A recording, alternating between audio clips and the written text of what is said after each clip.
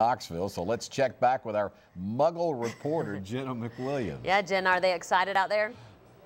Well, I'm really excited, but as you can see, if you follow my magic wand here, everybody inside is pretty much racing to grab their seat. But for the city of Maryville, this is it.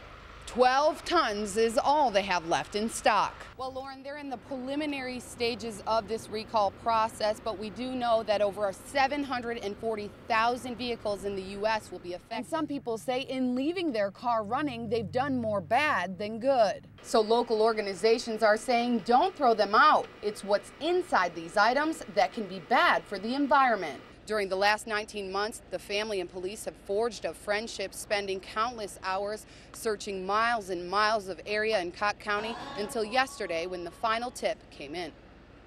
We've been determined that we weren't going to stop. And along with the community and the media, we done what we wanted done. We found her. We found her. Now, the family says the next thing they're preparing for is justice and to find out who is responsible for Megan's death. Just from the newsroom, Jenna, it's a tragic story to say the least. Yeah, tragic doesn't even begin to describe it. Both adults in the vehicle were very young. Neither were wearing their seatbelt. And to make matters worse, their children were also in the car, and troopers say seatbelts weren't used to secure the child seats in. Bobby Shell says he was at work when he got a phone call that would forever change his life. Told me they was in a wreck, but kept thinking positive. Well, they're going to be all right, they're going to get them out. 25-year-old Michael Shell and his pregnant girlfriend, 20-year-old Kristen Wagner, were traveling eastbound on State Highway 68 in McMinn County when troopers say their vehicle crossed the center line and hit a tractor trailer head on. Then we get the sad news that they didn't make it, and it just wrecked us. The couple's two children, 2-year-old Michael Jr. and 11-month-old Adrian, were also in the car and pronounced dead at the scene. He was such a great baby. He wasn't a year old yet, and he just loved his brother. He would follow him everywhere. He just started crawling. Both families say their children visited them in Madisonville often, and they may have been on their way to do just that when the accident occurred. I just pray to God that no one knowed anything and that it was just over real quick. Neither grandparent knew that Kristen was pregnant with her third child, but the families have become closer through these tough times. Somebody to talk to, somebody to lean on.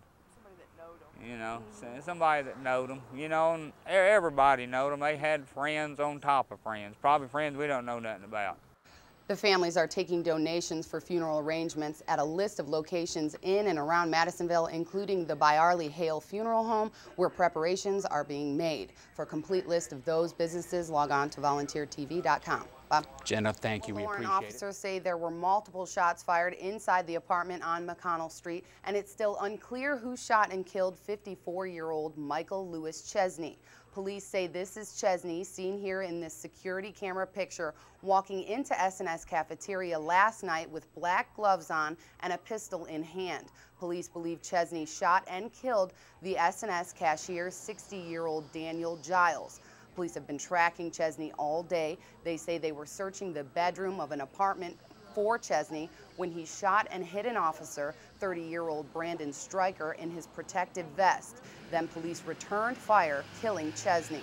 We're continuing to try to verify that he was the one responsible, and the weapon we recovered was the weapon used last night. The officer is going to be okay. He had on his ballistics vest. He is not seriously injured.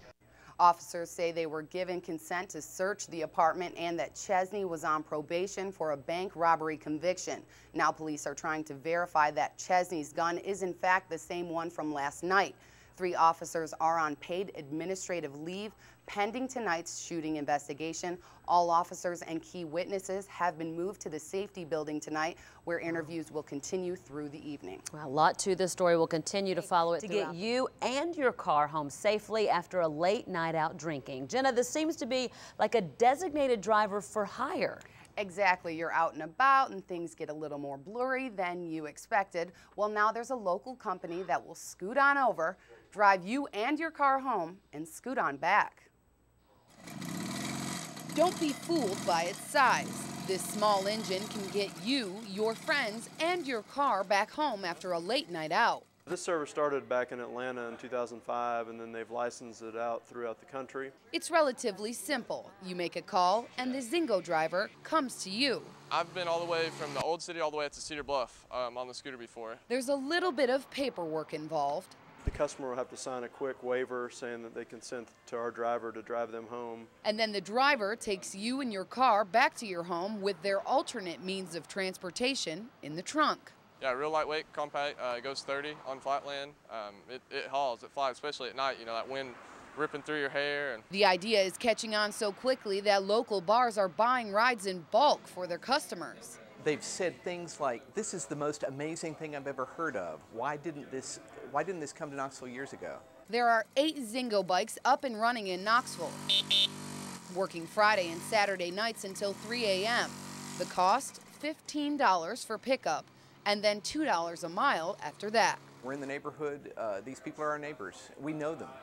And so if somebody's had too much to drink or might be on the edge of having too much to drink, this takes all risk out of it.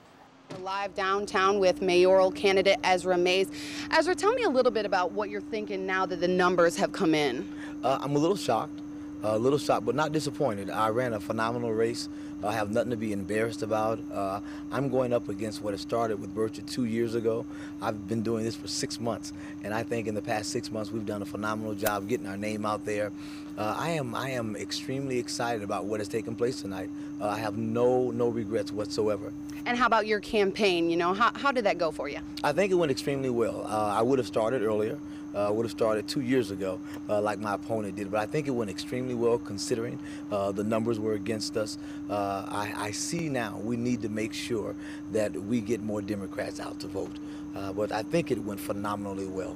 And how about your opponent, Mr. Burchett there? Any words to him? Oh, very much so. Congratulations. I'm mad at you. Congratulations. You did a phenomenal job. It is not my desire that you fail. I want you to be successful because I have 3 children growing up in this county. So I want you to be successful in whatever I can do to help you be successful in this county. That is my desire. And you'll be back, that's right. I'll be back. You will see me too. I was going to say 4 years from now. You'll see me 2 years from now. I'm going to get started, in 12. I'm going to make sure that we have a successful campaign next time. And again, Tim Burchett, congratulations, man. No hard feelings. I beat up on you a whole lot. We were friends when it was all over, and I wish nothing but the best for you in these next 4 years. Don't get too comfortable sitting in my seat. All right, you heard it first here. He'll be back. And back to you guys in the station. All right, Jenna, thank you very much.